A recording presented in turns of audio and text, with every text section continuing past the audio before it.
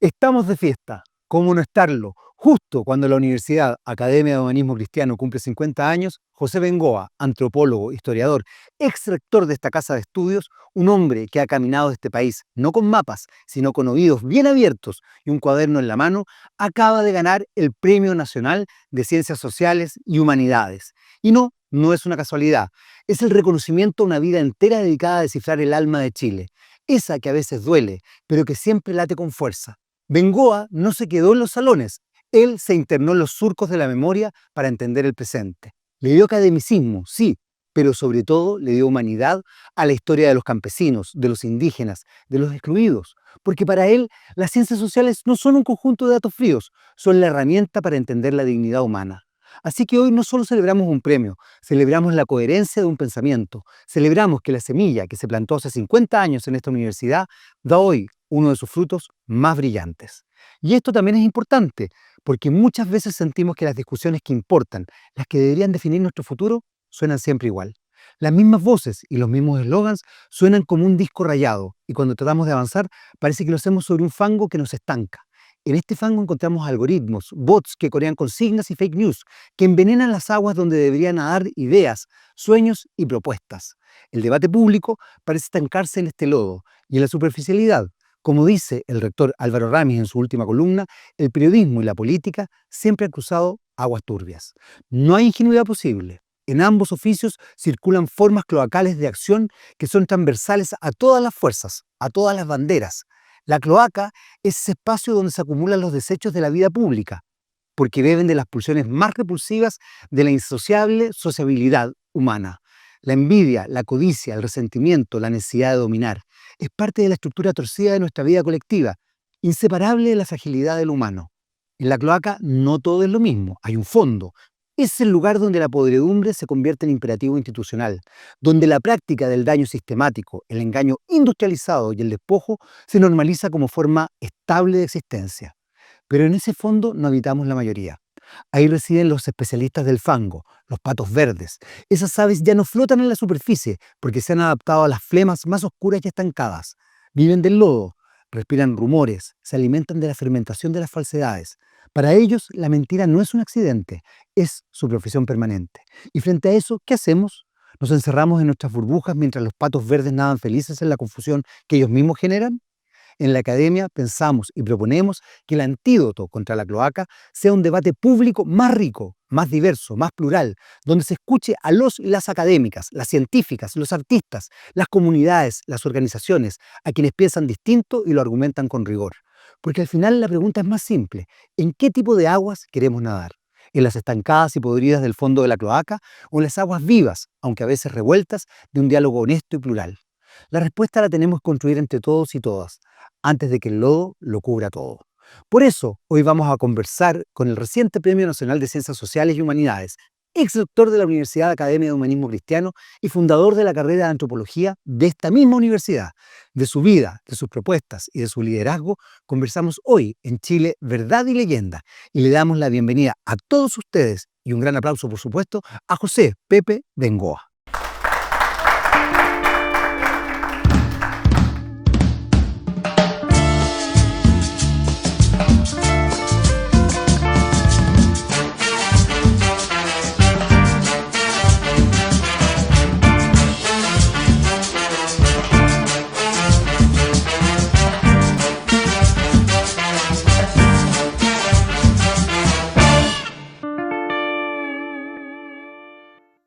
La verdad es que es un personaje tan importante, no solamente Premio Nacional de Ciencias Sociales y Humanidades, no solamente exrector de la Universidad de Humanismo Cristiano y además creador de la Escuela de Antropología de esta universidad, que me hicieron toda una presentación y yo la voy a leer, porque merece esta presentación. Así que escucha. Historiador, antropólogo, líder universitario, pero sobre todo un intelectual público. Realizó investigaciones pioneras sobre reforma agraria, campesinado y conflicto mapuche. Libros como Historia de un conflicto y reforma agraria y revuelta campesina son referentes en América Latina. Es alguien que ha dedicado su vida a entender la complejidad de nuestro país, a escuchar a las voces que siempre fueron marginadas del coro oficial. La suya es una voz que viene de la profundidad del pensamiento. Su candidatura fue presentada por esta universidad, pero apoyada por premios nacionales, destacadas figuras internacionales, académicos y académicas internacionales también y nacionales, líderes sociales y culturales. Todos ellos destacaron su legado local al encabezar y participar en comisiones que sentaron bases para las políticas públicas chilenas. Su vínculo entre academia y acción con investigaciones rigurosas y trabajo en terreno. Su participación en procesos de paz, especialmente en contextos indígenas y territorios con conflictos étnico-políticos, son ya parte de la historia. Sus misiones abarcaron África, Europa, América Latina y el Ártico. Ahora sí, José Bengoa. Y ahora sí les pido otro aplauso a José Bengoa. No, el Ártico es Groenlandia. No es el Ártico No es el propiamente Ártico, tal, dices tú. Hay que especificar. Bueno, pero igual Groenlandia está bien ahí como el Ártico. Oye, ¿qué es lo primero que pensaste cuando te llamó el ministro? Que era broma. ¿En serio? ¿En serio pensaste eso? Sería buenísimo, es una gran respuesta en todo caso. No, pero ¿qué fue? Eh, ¿Lo esperabas? ¿Lo tenías más o menos claro? yo estaba más bien preparado a que no me lo dieran. A que no te lo dieran, Claro, ¿por qué? porque era mucha gente, eran como 16 candidatos. Y bueno,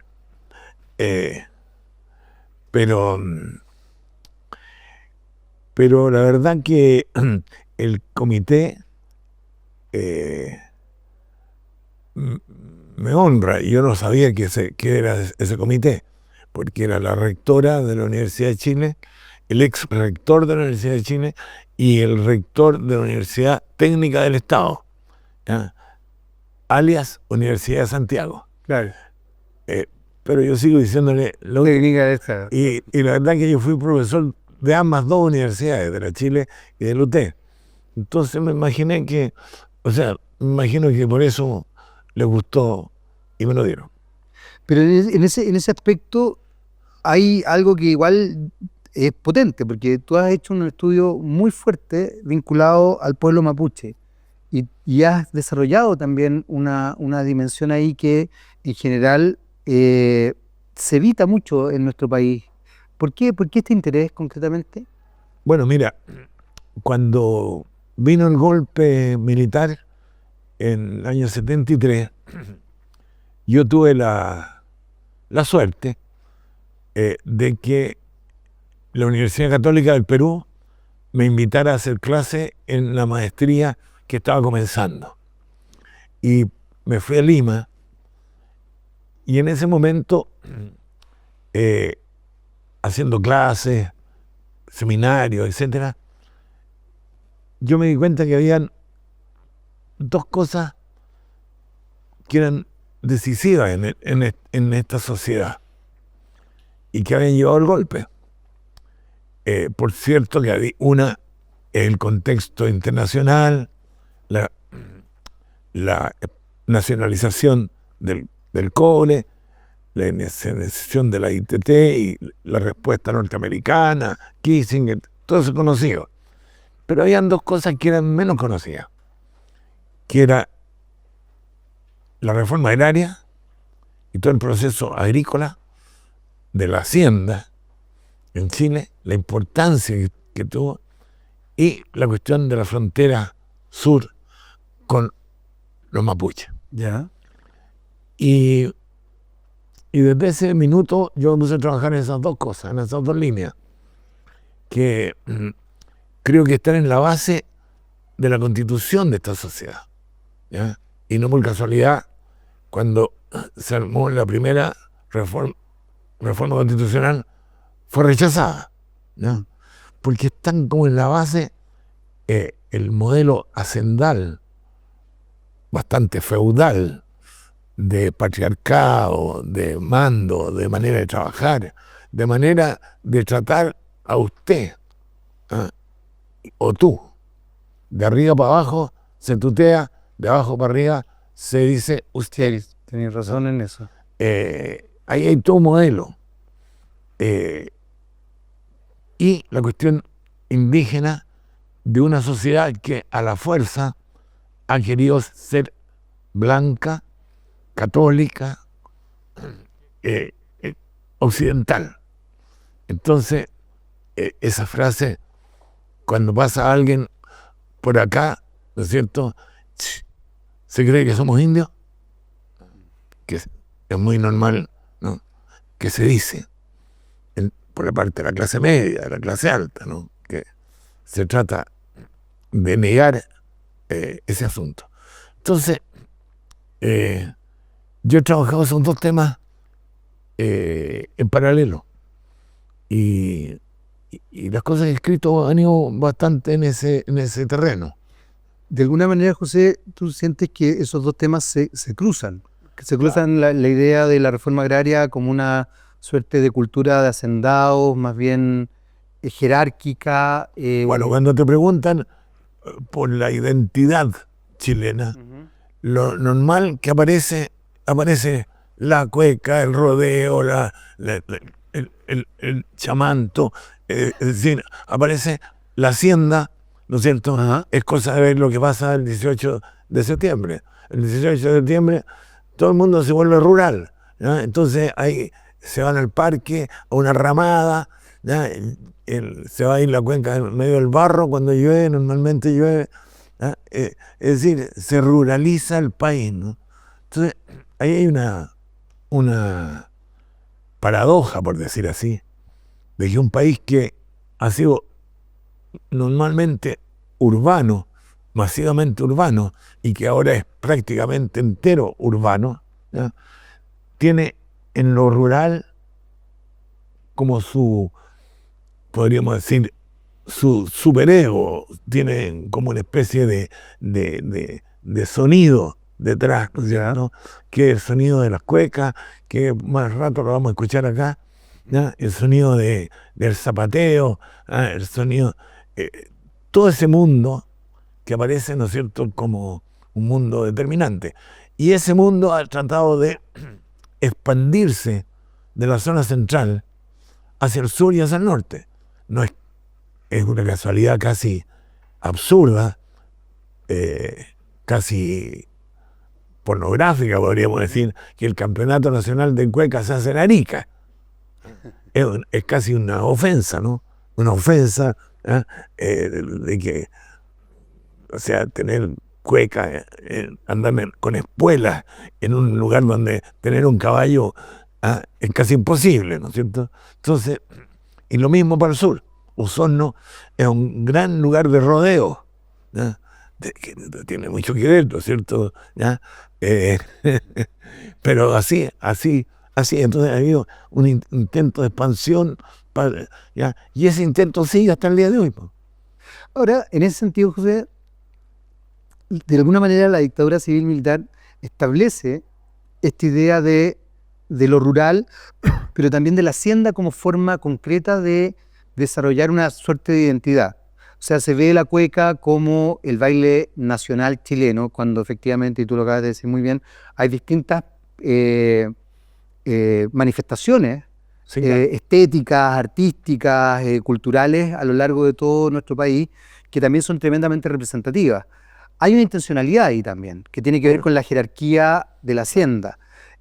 ¿Cómo cruza esto con el pueblo mapuche, en definitiva? Porque Bueno, también hay una idea colonizadora muy fuerte. Se trató justamente de acabar con el mundo mapuche, que se logró, comillas, exterminar en la zona central, digo comillas, porque siempre quedaron algunos fragmentos, ¿ya?, y hoy día aparecen, ¿no es cierto? Aquí hay un amigo que lo está viendo, ¿ya?, que anda buscando esos fragmentos en distintas partes, ¿no? Y aparecen, porque no se pueden borrar. El Cerro Manquehue se sigue llamando Manquehue y es un nombre mapuche, ¿no? Lugar de cóndores, ¿no? Manque, del lugar de cóndores. Entonces, por todas partes te aparece lo mapuche. Se funda poéticamente este país en el poema de la Araucana, donde se pone a los indígenas, ¿no es cierto?, en un altar, los galvarinos, los caupolicanes, los lautaros, ¿no? Entonces, tenemos ahí unas contradicciones. Y en la Unidad Popular justo antes que tomara el poder el gobierno Salvador Allende, se produjo una insurrección en el sur, ¿Ya? que se volvía la gente, el cautinazo, ¿ya?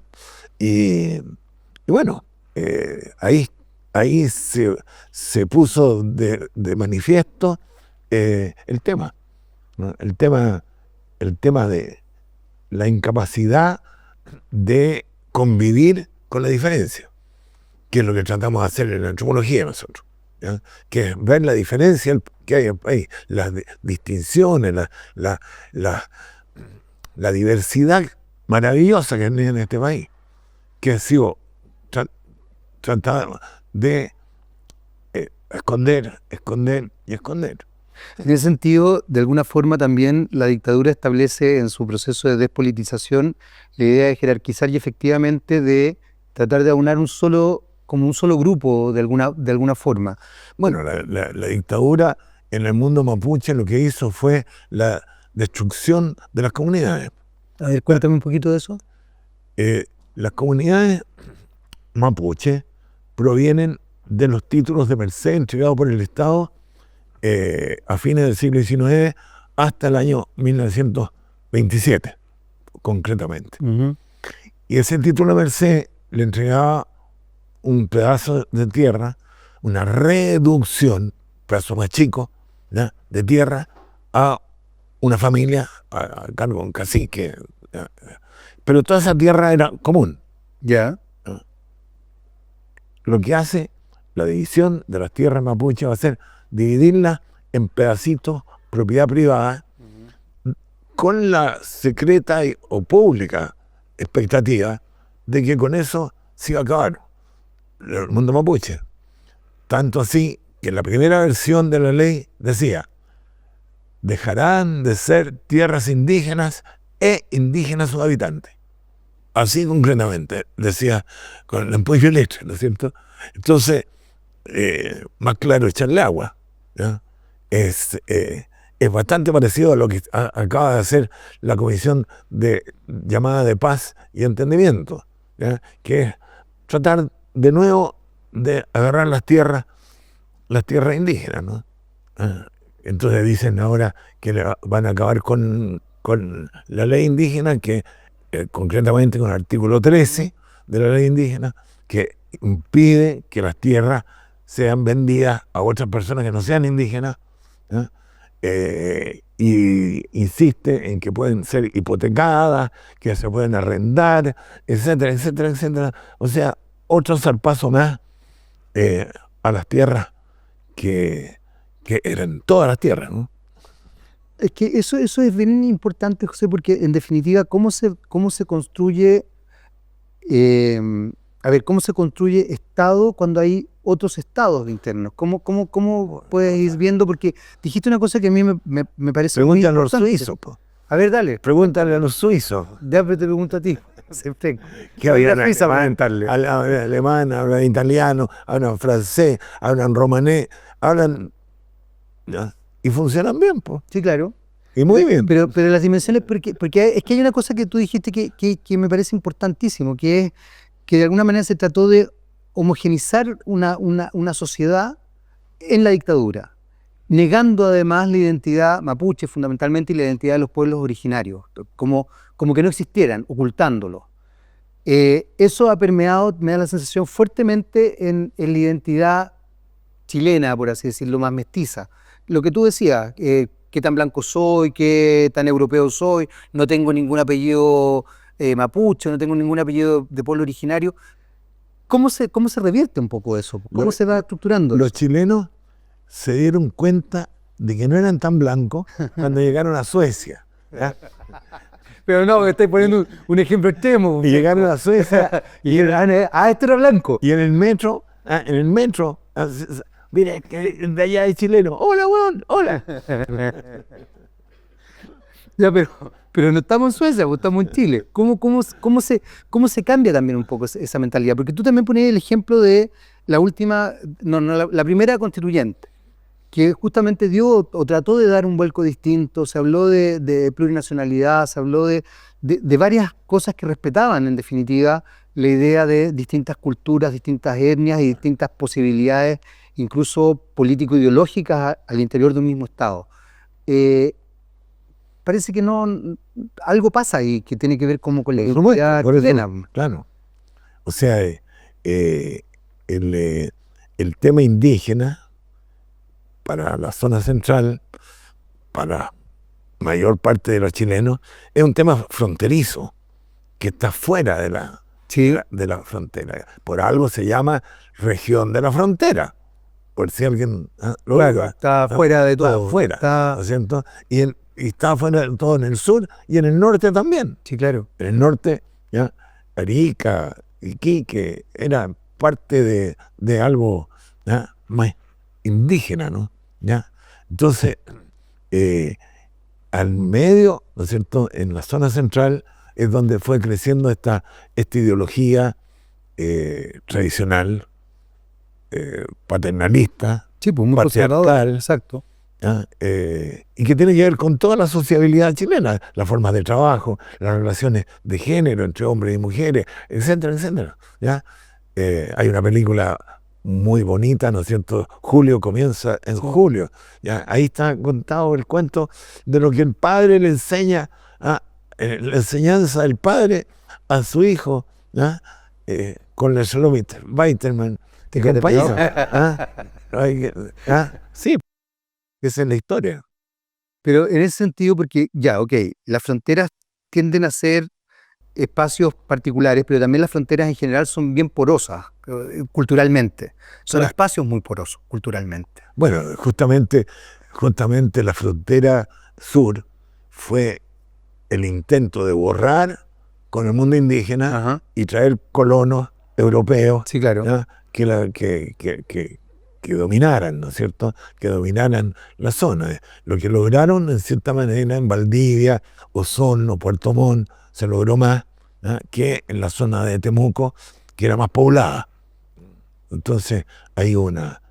Sin embargo, me da la sensación, puedo estar equivocado, que Temuco es un bastión bien complejo para también el pueblo mapuche. O sea, es Claro. muy conservador, evidentemente está supeditado a una situación más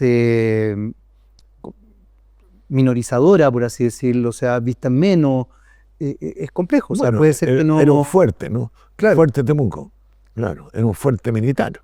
Ahí parte, ¿no? O sea, parte con algo evidente, ¿no? Un fuerte.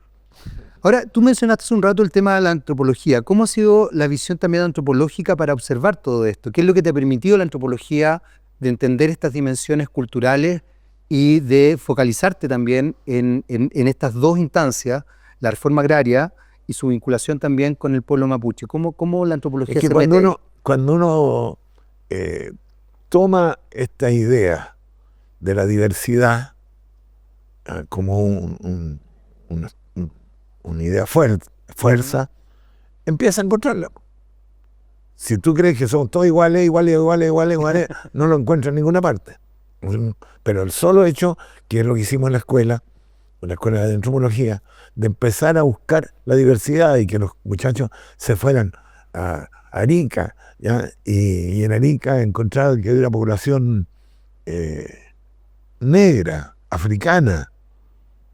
Pero si tú no estás pensando, no la ves. Crees que son morenos, ¿no es cierto? ¿Ah? Negrito. Pero allá fueron la Scarlett, ¿no?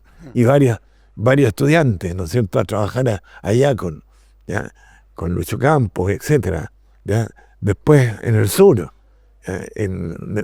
y así, ¿no? En un momento nosotros en la escuela teníamos gente desde Arica a Punta Arenas, en todas partes, ¿ya? Chiloé, etcétera. Y tú vas viendo que hay especificidades que enriquecen el país, pues. Que no es solo el baile, sino que, bueno, es cultura, es conocimiento, es pensamiento diverso, que enriquece obviamente el país. Hay algo que planteaba en el monólogo que dije al principio y que tiene que ver con también establecerse en una dimensión más pública. Y la diversidad, yo estoy muy de acuerdo contigo que es fundamental. Sin embargo, insisto con que se trata de homogenizar todo.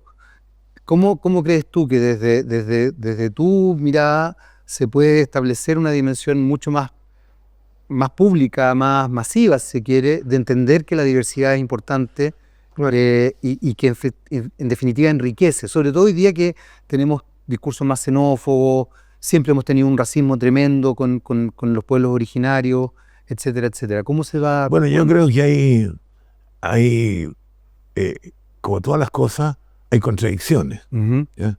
En general, la televisión es muy, o tiende a ser muy homogeneizadora. Sí, claro. O sea, Estoy de el hecho acuerdo. que un canal transmite desde Arica a Punta Arenas. O sea, por lo tanto, hablan ¿desde dónde? Desde el centro. Sí, claro. Desde el mismo centro. Transmite desde el Cerro San Cristóbal. O sea, entonces, ahí hay un elemento de homogeneización evidente. Pero por otro lado, la vida misma se opone a eso. Y se opone por todas partes. Tú ves que saltan elementos por aquí y por allá. Y además, afortunadamente, el mundo camina hacia la diversidad, hacia el antirracismo, a pesar del racismo brutal que hay en el mundo. Pero son las contradicciones que hay. Son las contradicciones. Y ahí creo yo que lo que leíste tiene algo que ver esta universidad, porque esta universidad celebramos la diversidad. Sí, claro. No es que aceptemos, que la toleremos solamente, sino que la celebramos la diversidad. Desde ese punto de vista, ¿la antropología qué rol tiene hoy día? ¿Cómo Mira, es justamente fundamental? ese es el gran tema de la antropología. El racismo, el gran tema es la diversidad, el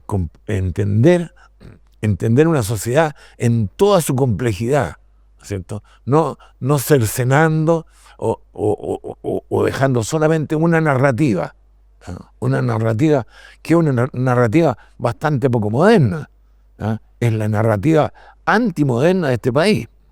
La narrativa respecto al tema de la mujer, al tema de la crianza de los hijos, al tema, bueno, a todos los temas que conocemos, ¿no es cierto?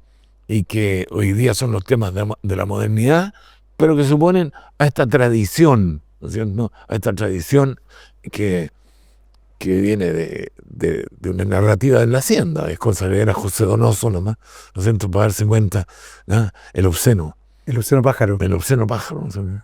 Ahora, en ese sentido, José, hay una cosa que es bien interesante porque también, y tú mencionabas los medios de comunicación, yo te quiero quizás mostrar desde otra perspectiva, porque los medios de comunicación también establecen ciertos relatos que son complejos respecto a justamente la narrativa, el relato que se va estableciendo más socialmente.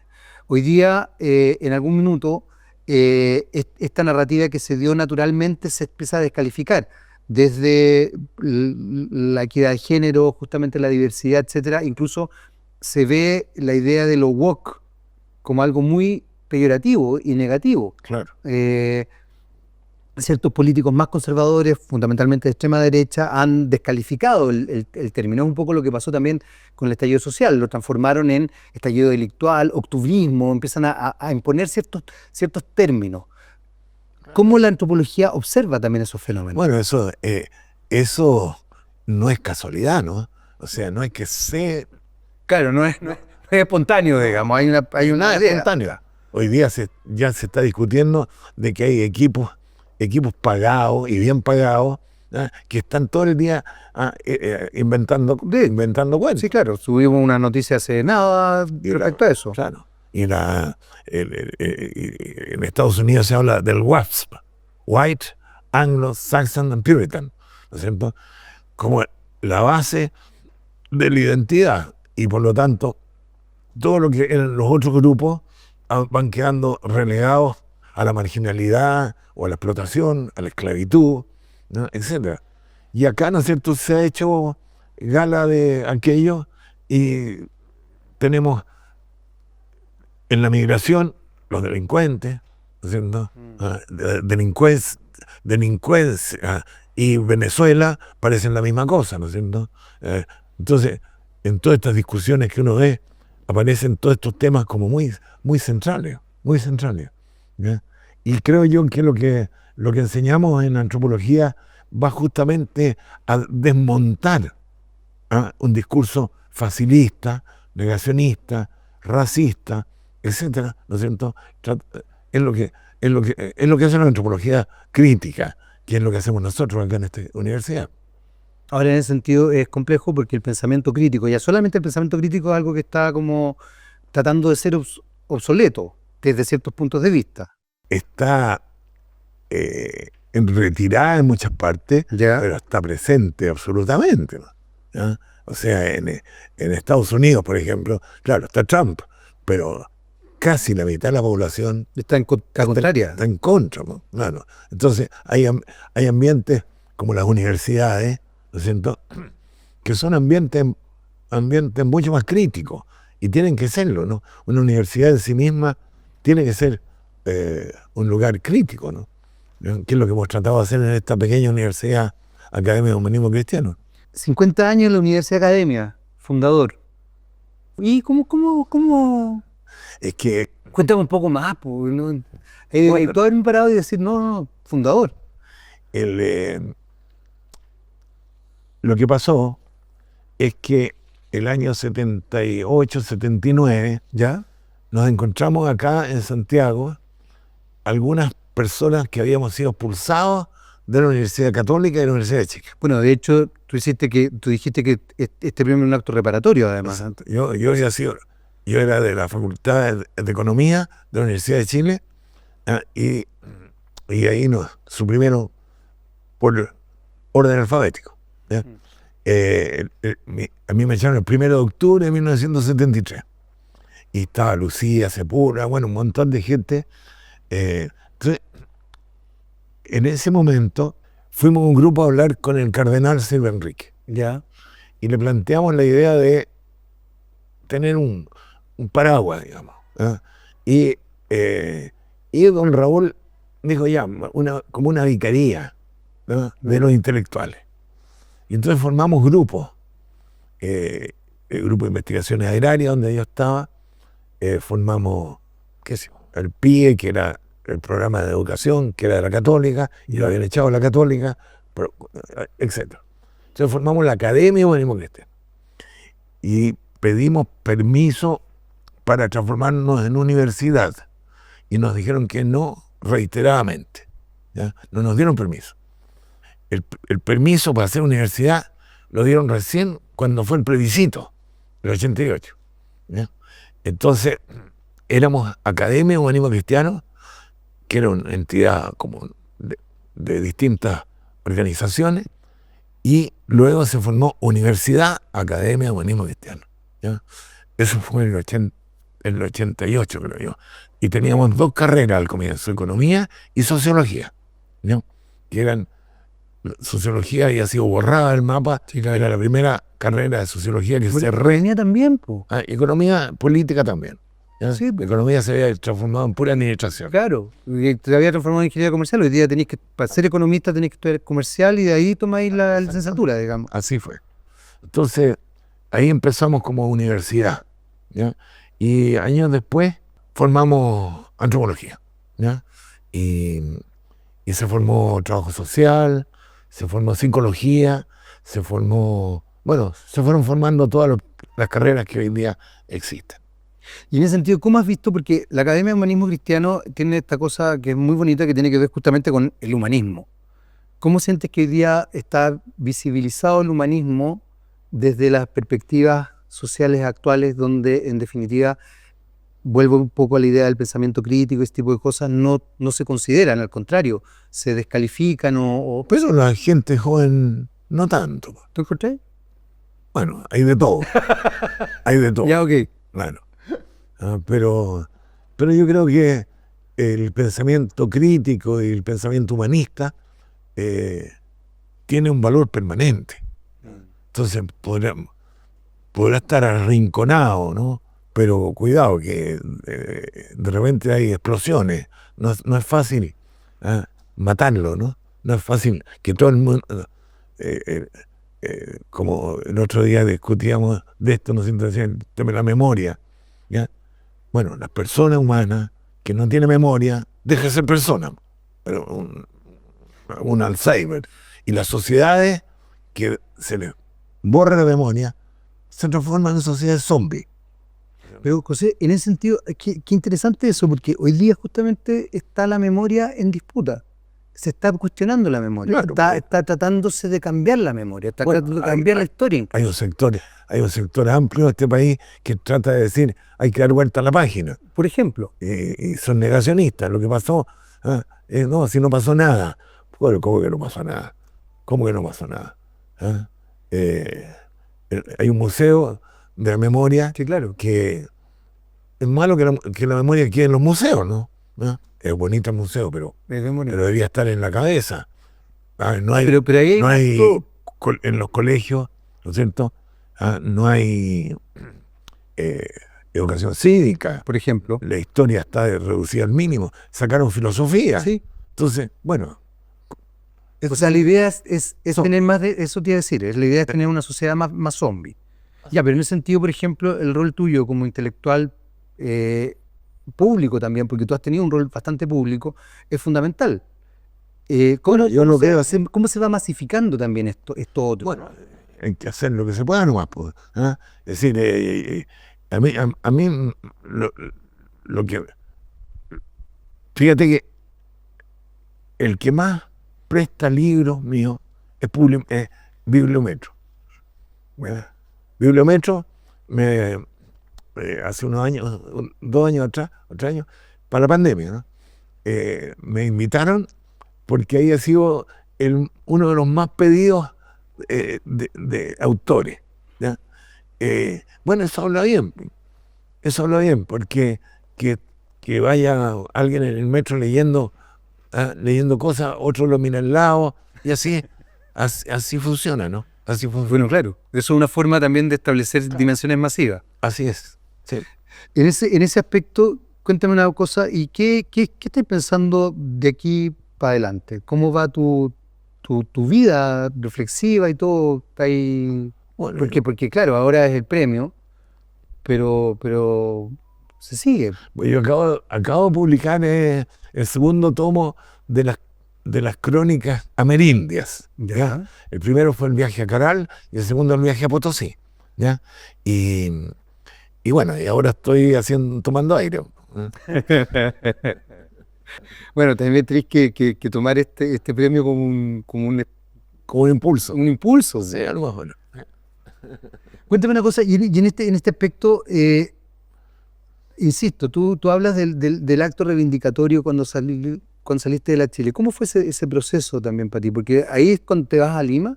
Sí. O sea, tú te vas luego a Lima, de alguna forma. Sí. Y ahí... Primero me fui muy elegante, ahora se dice, a Harvard. Ya. Me fui a Harvard, lo primero que hice. Muy elegante, para llamar aquí. Claro.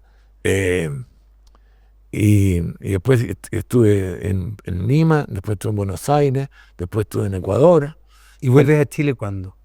Volví muy temprano, yo volví en 78. ¿Ya? En marzo de 78 me vine a Chile. Así que... Y aquí entonces tuvimos que sobrevivir formando organizaciones como esta, ¿no es cierto?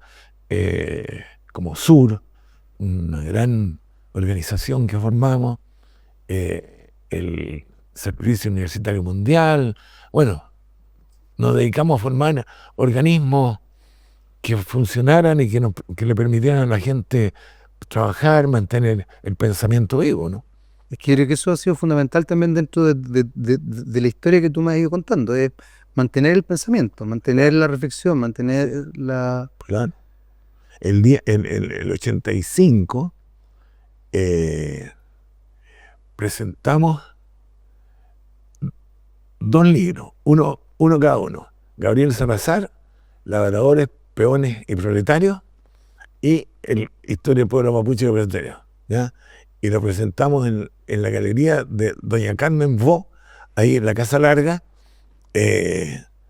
y fue una apuesta. una apuesta importante por la historia social. De hecho, conversaba con Gabriel ayer, se inauguró en ese momento una importante rama de la historia que es la historia social, ¿ya? Porque aquí lo que se enseñaba en los colegios y se enseña es pura historia política, ¿ya? Batallas, presidentes, ¿ya? Y hay una historia que es la historia de la sociedad, que es la historia que va por debajo, ¿no? Que es la historia con los temas que te he estado señalando, los temas de la diversidad, de esto, lo otro, etcétera, que son fundamentales en una sociedad, ¿no? Y fundamentales que los muchachos en los colegios, en los liceos, ¿no? Se metan en eso, se metan en una cosa más rica, menos. ¿Qué me importa que el presidente tenía levita o no tenía levita? No, es un detalle, ¿no? José, quiero primero agradecerte que hayas venido el día de hoy, felicitarte por el premio. Yo me imagino que estamos orgullosos, ¿no? ¿Cierto? ¿Sí? ¿Sí? Muy orgullosos. Un aplauso para ti. Y muchas gracias. De verdad, muchas gracias que hayas venido. Felicitaciones. Y nada, pues te voy a dejar. Voy a hacer un comentario un poco salido de contexto. La anduvimos cagando porque vamos a presentar cueca. Está bien. Pero cueca chora, otra cueca. Lote a la Daira. A continuación los dejamos entonces con este grupo que además está conformado solamente por estudiantes de la Universidad Academia de Humanismo Cristiano. Así que estamos muy orgullosos de presentar a Lote a la Daira a continuación. No se vayan. Eso. ¡Wifa! ¡Reguete contra Wifa! Hola, ¿cómo están? Espero que muy bien. Somos el Lote a la Daira, músicos, estudiantes de la Universidad Academia de Humanismo Cristiano. Y hoy día vamos a cantar y animaron con una rica cuequita y nos fuimos nomás para Chile. Y esto dice así.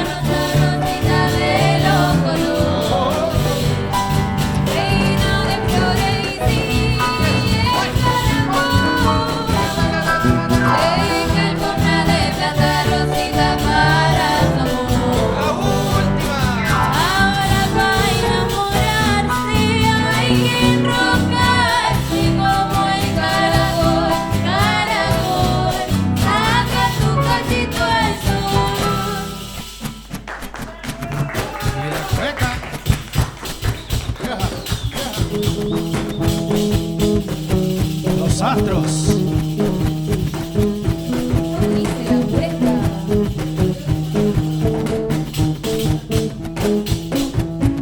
Eso.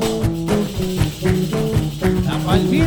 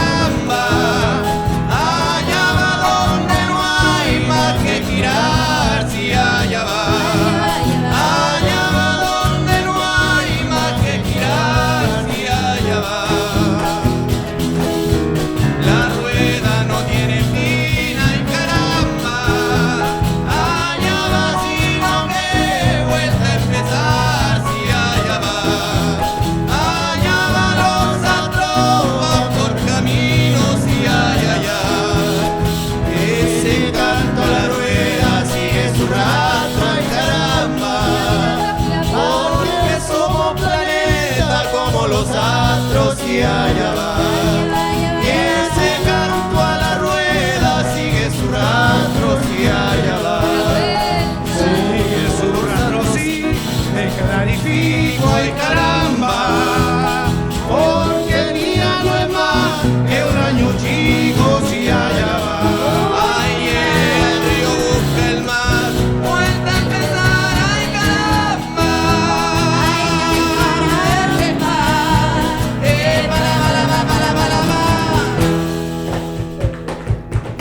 Eso. Arriba esa palma, que se note que estamos en Chile.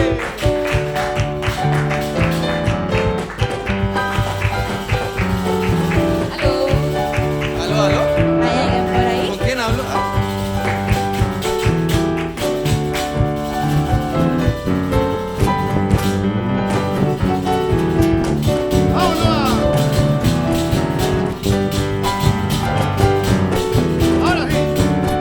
Ay, quereme como te quiero, aló, ¡Oy, qué lindo la wea! amame como yo te amo, con quien hablo yo. Amame como yo te amo, con quien hablo yo. Dame la vida que quiero, aló. Convénceme, satisfago, con quien hablo yo. Quéreme como yo quiero, con quien hablo yo. La vuelta, compadre. Porque a ti te quiero, te hago cariño, aló. No creáis que con otra yo hago lo mismo, con quien hablo yo. Es porque a ti te quiero, te hago cariño, con quien hablo yo. Te hago lo mismo si yo llorara, aló. Como servirá ella si yo llorara, con quien Se hablo. acaba. Ándate con quien quiera en primavera, aló.